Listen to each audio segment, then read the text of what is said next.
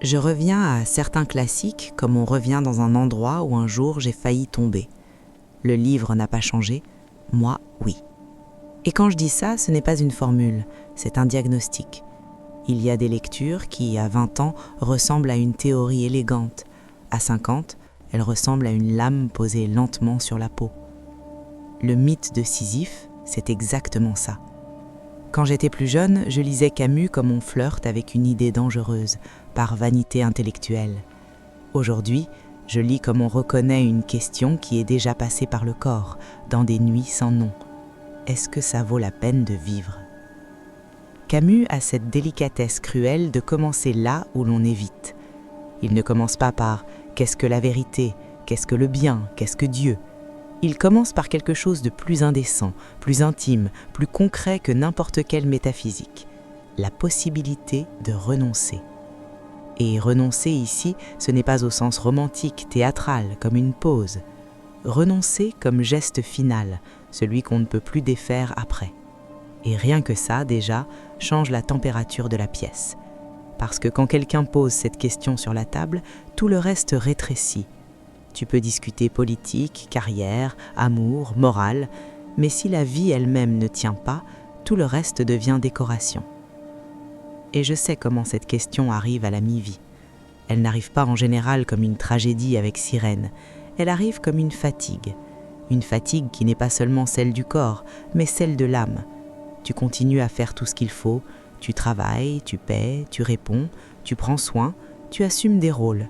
Et un jour, sans qu'il se soit passé quelque chose de grave, tu te surprends à regarder le vide entre une tâche et une autre, et la question surgit. C'est donc ça ? Pas avec colère, avec une calme effrayant. C'est là que l'absurde commence. Ce n'est pas un concept, c'est la sensation que le monde fonctionne et que pourtant tu ne sais plus très bien pourquoi. Camus appelle cela l'absurde, mais pas au sens « rien n'a de sens, haha ».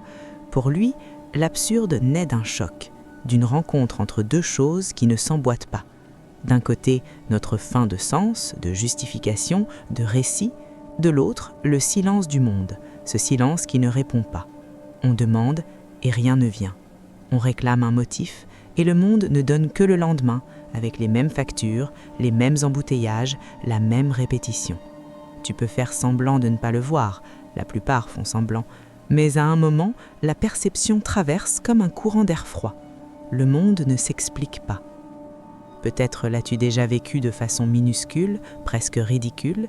Tu laves une assiette, tu te brosses les dents, tu fais un nœud à une chaussure et soudain tu te vois faire, comme si tu t'observais de l'extérieur. La scène devient étrange. Pourquoi je suis là ? Pourquoi je fais ça ? Pourquoi je répète ? La vie quotidienne qui d'habitude te berce, t'accueille, t'anesthésie, pendant une seconde devient étrangère, comme si quelqu'un avait coupé le son d'un film et que tu te rendais compte que tu vivais à l'intérieur d'une musique. La musique s'arrête et il ne reste que le geste nu. Ce moment est petit, mais c'est une porte. Camus passe par cette porte et ne te laisse pas ressortir si facilement. L'absurde, ce n'est pas le monde tout seul. Le monde en soi n'est que le monde. L'absurde, c'est la relation. C'est toi face au monde. C'est toi qui exige du sens et le monde qui n'offre que le fait d'exister. L'absurde, c'est la rencontre entre ta volonté de cohérence et l'incohérence indifférente du réel.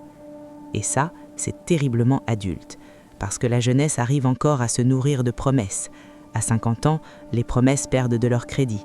Le temps se raccourcit, le corps commence à réclamer, tu commences à perdre des gens, et la perte a un talent précis, elle déchire les récits faciles. Tu comprends que un jour ne viendra peut-être pas. Et alors l'absurde n'est plus seulement une idée, il devient une atmosphère. Camus dit que la première question philosophique, c'est le suicide. Comme s'il disait, avant de discuter quoi que ce soit, règle ça. Si la vie ne vaut pas la peine, rien ne vaut. Et si la vie vaut la peine, alors il faut comprendre pourquoi, ou plus exactement, comment vivre sans pourquoi. Et voilà le mouvement. Il ne te pousse pas vers le désespoir, il t'empêche de mentir. Il te dit, cesse de vivre comme si tu avais des réponses que tu n'as pas. Cesse d'utiliser des mots grandioses pour recouvrir le vide. Regarde le vide et vois ce qu'il reste. Et quand tu regardes le vide, deux fuites apparaissent. La première, c'est le suicide physique. La seconde, c'est ce que Camus appelle le suicide philosophique, une façon élégante de renoncer sans mourir. C'est tuer la question avec une réponse toute faite. C'est échanger la lucidité contre la consolation. C'est dire Dieu, destin, sens de l'histoire, progrès, énergie de l'univers, n'importe quoi qui serve d'anesthésie métaphysique. Camus ne caricature pas la foi. Il attaque l'usage de la foi comme échappatoire. La foi comme façon d'éviter la question, pas comme façon de la traverser. Et là, c'est délicat, parce que presque tous, d'une manière ou d'une autre, ont une forme de foi, même ceux qui disent ne pas en avoir. Parfois, c'est une foi religieuse, parfois c'est une foi dans le travail, la discipline, la famille, la bonne réputation, le legs. Parfois, c'est une foi dans le cynisme. Rien n'importe, donc je ne souffre pas. Parfois, c'est une foi dans la productivité. Si je fais plus, je n'aurai pas le temps de penser. Tu vois, on se fabrique des dieux discrets, des dieux qui n'exigent pas de temple, seulement une routine. Et ces dieux ont une fonction, empêcher l'absurde de remonter à la surface. Camus parle de Kierkegaard, de Jaspers, d'autres noms, et sa cible est nette. Quand la raison touche sa limite, et au lieu d'accepter la limite, elle saute dans le mystère comme si ce saut résolvait tout. Il appelle ça un saut. Tu arrives au bord de l'abîme et tu dis « je ne comprends pas, donc je crois ». Et cette croyance devient un pont trop commode. Camus trouve ça malhonnête, non parce que la foi ne serait pas impossible, mais parce que ce saut est souvent une forme de peur. Et la peur, il semble le dire, n'est pas une base solide pour vivre. La peur produit l'obéissance, elle ne produit pas la vie. Alors, qu'est-ce qu'il reste si tu ne te détruis pas physiquement et si tu ne te détruis pas philosophiquement? Il reste la lucidité. Il reste le courage de dire « le monde n'a pas de sens garanti et pourtant je vais vivre ». Pas par espérance de récompense, pas par promesse d'un futur meilleur, mais par une sorte de fidélité au fait nu d'être là.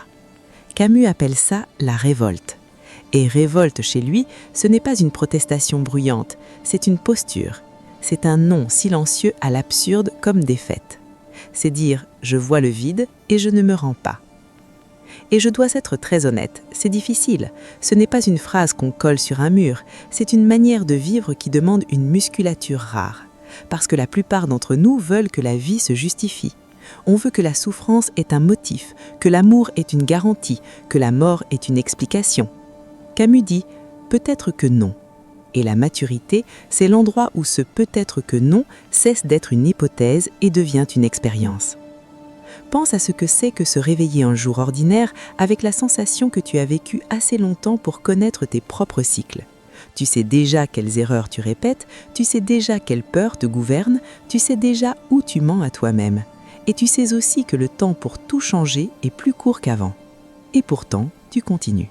Tu continues parce qu'il y a des responsabilités, parce qu'il y a des gens, parce qu'il y a des habitudes, parce qu'il y a la peur de détruire ce que tu as construit.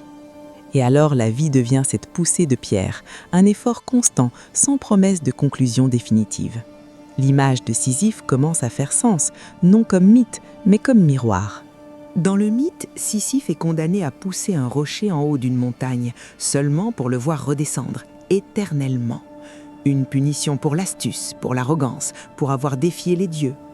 Mais Camus ne s'intéresse pas au moralisme du récit, il s'intéresse à la scène.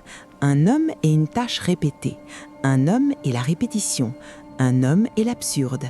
Et il fait quelque chose de scandaleux. Il dit qu'il faut imaginer Sisyphe heureux. Cette phrase irrite parce qu'elle ressemble à une provocation facile, mais elle n'a rien de facile. C'est un pari éthique.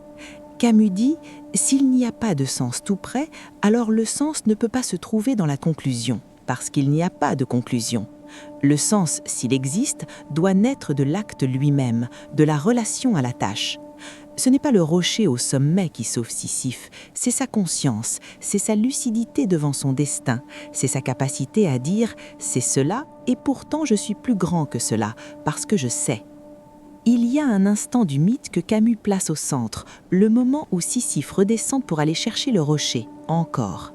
Pas le moment de l'effort, mais le moment entre les efforts, l'intervalle, la descente. C'est là, dit Camus, que la conscience arrive, parce que pendant l'effort, tu es occupé. L'occupation est une anesthésie. La descente, c'est la minute de clarté. Et je trouve ça effrayamment vrai. La vie adulte est pleine d'efforts, travail, famille, factures, santé, maintenance de tout. Mais c'est dans les intervalles, le silence de la voiture, la douche, le lit avant de dormir, le dimanche matin quand rien n'exige, que le rocher apparaît comme rocher et toi comme toi. Et c'est dans cet intervalle que l'absurde essaie de t'engloutir. Ce qu'on fait presque toujours, c'est remplir l'intervalle. On allume quelque chose, on fait défiler un écran, on boit, on parle de rien, on cherche un bruit, n'importe quel bruit, pour que la descente ne devienne pas conscience.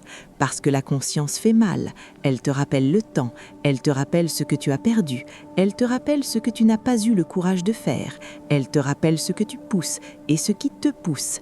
Et alors la question camusienne revient. Qu'est-ce que tu fais quand la vie cesse de se justifier ? Camus ne propose pas une espérance transcendante, il propose 3 conséquences de la lucidité absurde, révolte, liberté et passion. Pas comme slogan, mais comme effet. La révolte, c'est maintenir la tension sans se rendre à la consolation. La liberté, c'est comprendre que s'il n'y a pas de sens donné, tu n'es pas prisonnier d'un scénario. Et la passion, c'est vivre intensément ce qui existe sans promettre l'éternité. C'est beau, oui, mais c'est amer, parce qu'une liberté sans Dieu, sans destin, sans garantie, c'est du vertige. La liberté comme condamnation, au sens sartrien. Tu n'as plus d'excuses, tu es responsable de la manière dont tu vis à l'intérieur de l'absurde. Et, encore une fois, ça prend une autre couleur à la maturité. À 20 ans, la liberté ressemble à un champ ouvert. À 50 ans, elle ressemble aussi à un inventaire de portes que tu as déjà fermées. Tu as des obligations réelles, tu as une histoire, tu as des choix qui sont devenus une structure. Alors comment parler de liberté sans tomber dans la publicité ? Camus parle d'une manière que je respecte. Il ne promet pas une réinvention facile, il promet seulement ceci. Si le sens ne vient pas de l'extérieur, tu peux arrêter de demander la permission, tu peux arrêter d'attendre une autorisation cosmique pour vivre avec intensité. Et l'intensité ici n'est pas un hédonisme creux, c'est une présence, c'est vivre de façon que l'acte ne soit pas uniquement un moyen pour un but. Mais la présence est difficile quand on est épuisé, et là je dois toucher une plaie moderne. On vit entouré d'anesthésie, des anesthésies légales, élégantes, socialement approuvées. La dopamine est devenue un sacrement. Tu ouvres ton téléphone et tu reçois des micro-récompenses qui te maintiennent debout, comme de petites doses de soma huxleyien sans avoir besoin d'un état. Tu travailles trop et tu appelles ça de l'ambition. Tu t'occupes trop et tu appelles ça de la responsabilité. Tu te distrais trop et tu appelles ça du repos. Et au fond, très souvent, ce n'est que la peur de l'intervalle, la peur de la descente, la peur d'entendre le rocher rouler à l'intérieur. Camus écrit à une époque de guerre, de catastrophe, de mort collective. Et pourtant, il n'écrit pas comme un prophète apocalyptique. Il écrit comme quelqu'un qui veut préserver une chose rare, la lucidité sans désespoir. Ce n'est pas rien, parce que le désespoir est une forme de vanité. Le désespoir, souvent, c'est l'ego blessé qui dit « si ça n'a pas de sens, alors je refuse tout ». Camus dit « accepte le fait, mais ne te soumets pas, vis sans appel ». Cette expression « vivre sans appel » est l'une des plus dures.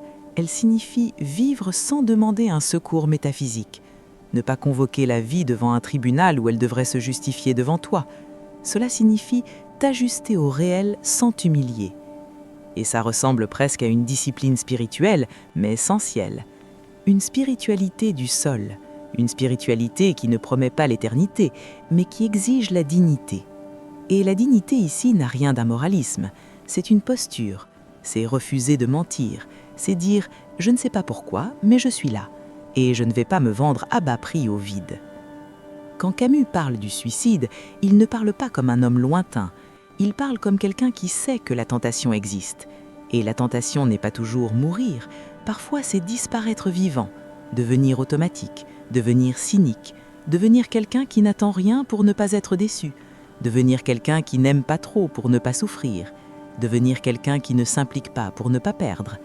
C'est un suicide lent, socialement acceptable. Tu continues à respirer, mais tu réduis l'espace intérieur jusqu'à ce qu'il ne reste plus que la fonction.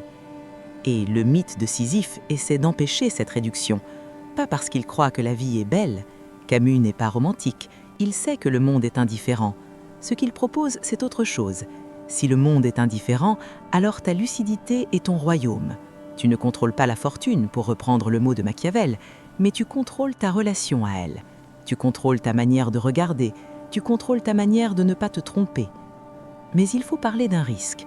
Beaucoup lisent Camus et se fabriquent une supériorité triste. Ils se rengorgent de ne pas croire, de ne pas espérer, de ne pas se laisser illusionner. Et ça devient une pose, un nihilisme élégant.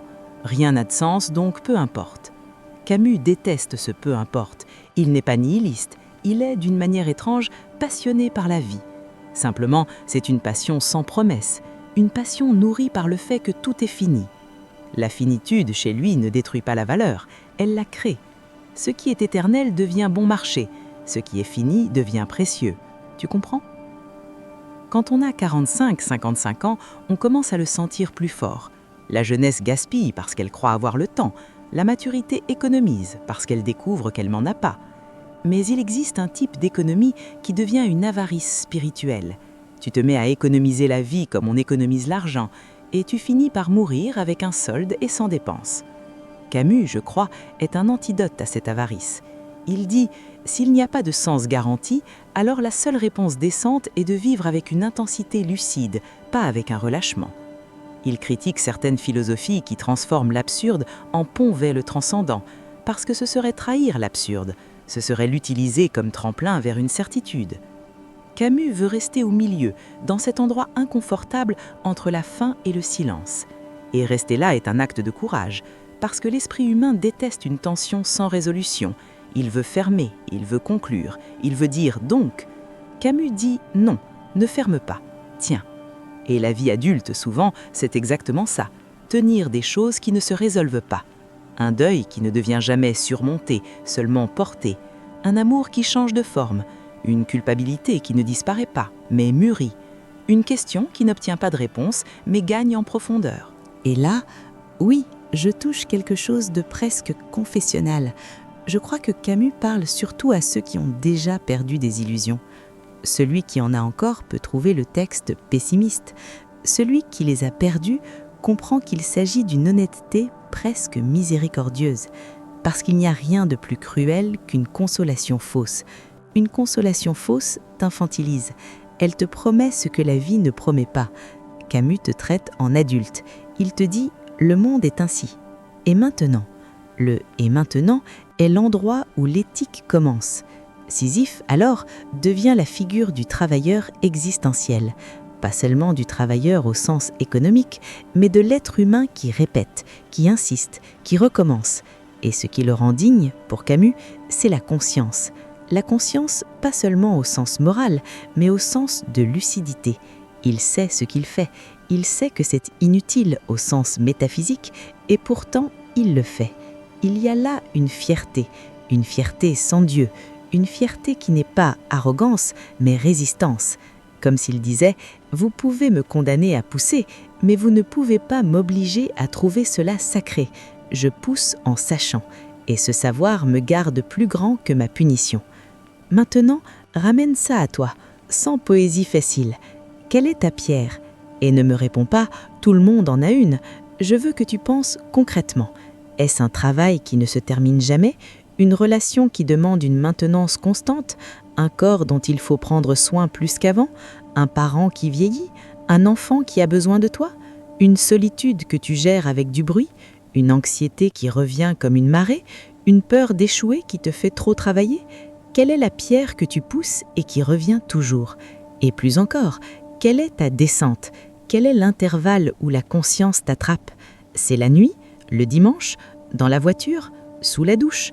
Quand la maison devient enfin silencieuse, quand tu fermes une porte et que, quelques minutes, personne ne te voit, c'est là que l'absurde apparaît, que le temps apparaît, que tu sens que la vie ne va nulle part avec une garantie de sens. C'est là que beaucoup fuient. Camus te demande de rester. Rester ne veut pas dire romantiser la souffrance. Camus ne te demande pas d'aimer le rocher comme s'il était bon. Il te demande d'arrêter de faire semblant qu'il n'existe pas. Et en arrêtant de faire semblant, tu gagnes une chose rare, une liberté intérieure. Parce que lorsque tu cesses de te tromper, tu cesses d'être gouverné par des promesses fausses. Tu cesses de négocier ta vie avec le « quand j'aurai, alors je ». Tu commences à vivre au présent sans t'excuser de ne pas avoir de sens garanti. Mais vivre au présent, comment? Sans tomber dans l'hédonisme vide. Ici, Camus est plus fin qu'on le croit. Il parle de passion. La passion pour lui, c'est la multiplication de l'expérience. Pas au sens de collectionner des sensations comme un touriste de soi-même, mais au sens d'être vivant dans ce que tu fais. Sentir le goût, le poids, la présence. Ne pas transformer la vie uniquement en moyen vers une fin. Et c'est une critique directe de la façon dont beaucoup d'adultes vivent, comme si la vie était une attente. Attente de la retraite, attente des vacances, attente de la fin de la crise, attente de la reconnaissance. Et pendant qu'on attend, on perd le seul temps réel, le présent. Je sais, ça peut sonner comme une philosophie de poster, mais ce n'en est pas une. Le présent, quand on a des responsabilités, est difficile. Le présent contient de la douleur. Le présent contient de l'ennui. Le présent contient de la répétition. La passion camusienne n'est pas l'euphorie, c'est l'attention. Regardez la répétition sans s'anesthésier. Trouvez au milieu du rocher un geste qui soit à toi, un détail qui ne soit pas du pur automatique. Cela paraît petit, mais c'est un acte de révolte, parce que le monde veut te transformer en machine. L'attention te rend ton humanité. Camus parle aussi de liberté d'une manière qui fait peur. S'il n'y a pas de sens donné, tu es libre de créer des valeurs. Mais créer des valeurs, ce n'est pas inventer une excuse. Créer des valeurs, c'est choisir ce pourquoi il vaut la peine de souffrir. Parce que oui, si tu vis vraiment, tu souffres. La question est, tu souffres pour quoi? Tu souffres pour une vie que tu as choisie ou pour une vie que tu as acceptée par peur? Tu souffres par amour ou par habitude? Tu souffres par honnêteté ou par performance? La maturité, c'est le moment où cette question cesse d'être une théorie et devient un bilan. Et ici arrive une sorte de théologie à rebours. Camus ne te promet pas le ciel, mais il te demande presque une sainteté sans Dieu, vivre sans mensonge. C'est plus difficile que de suivre un dogme, parce qu'un dogme te donne des rails. Vivre sans mensonge te laisse dans l'ombre avec une petite bougie. Et cette bougie est la tienne. C'est toi qui la protèges, c'est toi qui la portes. Personne ne la portera à ta place. C'est effrayant et en même temps libérateur, parce que si personne ne la porte à ta place, personne ne peut te prendre en otage avec des promesses. Tu n'as pas à acheter la paix à quelqu'un. Tu dois construire la paix, ce qui est plus lent et moins glorieux. Le livre commente aussi notre désir d'unité. On voudrait que la vie soit une seule chose, une intrigue cohérente, une identité solide, un récit avec début, milieu, fin. Mais la vie est fragmentée. Elle est faite de morceaux qui ne s'emboîtent pas parfaitement. Tu es parent et enfant, professionnel et anxieux, quelqu'un qui aime et quelqu'un qui regrette. On voudrait que tout cela forme une belle histoire, mais parfois ça ne forme pas. Camus dit « Ce n'est pas obligé. Tu peux vivre sans unité totale. Tu peux vivre avec des fissures. Tu peux vivre sans résoudre. » C'est presque une permission pour l'adulte épuisé d'essayer de paraître cohérent. Et quand Camus dit « Imaginez Sisyphe heureux », il dit « Le bonheur n'est pas l'absence d'absurde. Le bonheur, c'est la manière dont tu habites l'absurde. Et ça change tout. Parce que la plupart attendent le bonheur comme une récompense. Quand ce sera fini, je serai heureux. Camus suggère que c'est un piège. Le rocher ne finit jamais. La vie aura toujours quelque chose à pousser. Si tu places le bonheur après, tu n'arrives jamais. Alors le bonheur, s'il existe, doit être au milieu de la montée, au milieu de l'effort, au milieu de la vie ordinaire. Et ce n'est pas de l'optimisme, c'est de la survie lucide. Il y a une phrase que j'entends presque derrière Camus et elle est dangereuse. Il n'y a pas d'espérance. Il ne le dit pas comme ça, mais le climat y ressemble.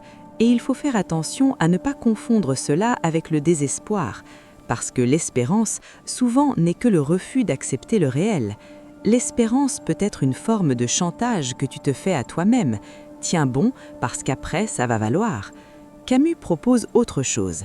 N'attends pas que ça vaille à cause d'un après. Fais que ça vaille à cause d'un présent choisi. C'est dur, mais c'est adulte. Et si tu as une foi religieuse, tu écoutes peut-être cela avec irritation ou tristesse. Je comprends. Camus n'est pas ton pasteur. Il ne veut pas te convertir. Il veut t'empêcher d'utiliser la foi comme anesthésie. Si ta foi est profonde, elle peut traverser cette critique. Si ta foi n'est qu'une couverture, elle se déchirera. Et peut-être qu'il faut qu'elle se déchire, parce qu'une couverture qui t'empêche de respirer finit par t'étouffer. La foi, quand elle est vraie, n'élimine pas l'absurde, elle vit avec lui. Pense à Job, il n'a pas d'explication, il a une présence. Camus n'offre ni explication ni présence divine, il offre une lucidité humaine. C'est peu, peut-être, mais c'est réel. Et si tu n'as pas de foi religieuse, Camus peut devenir ton autel. Et là encore, un risque. Transformer l'absurde en excuse pour ne pas aimer, ne pas s'engager, ne pas se lier. Puisque rien n'a de sens, peu importe. Camus ne veut pas ça, il veut l'inverse. Puisque rien n'a de sens garanti, chaque geste de sens que tu crées a plus de valeur. Une caresse vaut plus parce qu'elle est finie. Une rencontre vaut plus parce qu'elle est contingente. Un pardon vaut plus parce qu'il ne vient pas d'un ordre divin, il vient d'un choix. La morale camusienne, si elle existe, est une morale de la dignité sans récompense. Tu vois comme cela dialogue avec le burn-out moderne ? Le burn-out, souvent, c'est l'absurde déguisé en diagnostic médical. C'est quand tu pousses trop de rochers et que le rocher ne répond plus. C'est quand le sens que tu t'étais inventé, carrière, succès, être indispensable, s'effondre et que tu te retrouves sans récit. Alors le corps fait grève. Le corps dit « je n'irai plus ». Camus ne soigne pas le burn-out, mais il explique l'atmosphère. Le monde exige l'effort et ne livre pas de signification. La différence, c'est ce que tu fais avec ça. Tu t'anesthésies, tu capitules ou tu réorganises ta relation au rocher. Réorganiser ne veut pas dire tout quitter et partir vivre dans la forêt. Parfois, la vie ne le permet pas.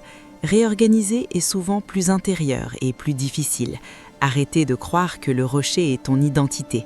Arrêter de croire que ta fonction te définit. Arrêter de croire que ta valeur dépend de monter encore un peu. Camus appelle cela la liberté. Tu n'es pas ton rocher. Tu es celui qui pousse en sachant. Et savoir change la dignité du geste. Je reviens alors à l'image qui me poursuit, Sisyphe qui descend. La descente, c'est la conscience. Et la conscience, c'est l'endroit où tu peux choisir. Tu peux choisir l'anesthésie ou la lucidité. Tu peux choisir un mensonge confortable ou une vérité rugueuse. Tu peux choisir le pilote automatique ou la présence. Et ces choix ne sont pas grandioses, ils sont petits, quotidiens, presque invisibles. Mais ce sont eux qui construisent qui tu es. La maturité, je crois, c'est le moment où tu comprends que toute ta vie a été faite de ces petites décisions. Tu n'es pas devenu toi à cause d'un grand événement. Tu es devenu toi par répétition, par habitude, par renoncement minuscule, par lâcheté minuscule, par courage minuscule, par des « je verrai plus tard » répétés. Le mythe de Sisyphe, c'est cela, la répétition comme destin. Et ce que Camus offre, c'est l'idée que tu peux introduire au cœur de la répétition une conscience qui change tout. Alors je te demande, avec une sincérité qui ne cherche pas à te consoler, qu'est-ce que tu pousses aujourd'hui que tu pourrais pousser autrement ? Pas plus léger, parce que ce n'est pas toujours possible, mais autrement, avec moins de mensonges, avec moins d'autopunition, avec moins de besoin de prouver, avec moins de comparaison, avec moins d'espérance vendue à crédit. Tu peux pousser avec révolte, pas la rage, la dignité. Tu peux pousser en disant « je n'ai pas choisi tout, mais je choisis la manière dont j'habite cela ». Et peut-être que voilà le point le plus sombre et le plus beau, Camus ne te donne pas de happy end, mais il te donne une manière de ne pas t'humilier devant le vide. Il te donne la chance de regarder l'absurde et de dire « tu ne m'ordonnes pas entièrement ». Le rocher peut retomber, mais moi aussi, je reviens. Et je reviens en sachant, et savoir, c'est ma victoire silencieuse. Si ça te paraît peu, je comprends. On veut de grandes promesses, on veut une rédemption, on veut une phrase qui clôt. Camus ne clôt pas. Il te rend à la vie avec des mains vides de garantie et pourtant avec quelque chose de rare, une sorte de courage propre, le courage de continuer sans mensonge. C'est peut-être cela dont la mi-vie a le plus besoin, quand on ne peut plus s'illusionner aussi facilement. Je termine avec une image que tu peux emporter, si tu veux. Imagine Sisyphe au milieu de la descente, le visage en sueur, regardant le rocher en bas. Il sait qu'il va pousser encore, il sait qu'il n'y a pas d'issue. Et pourtant, à cet instant, il est libre.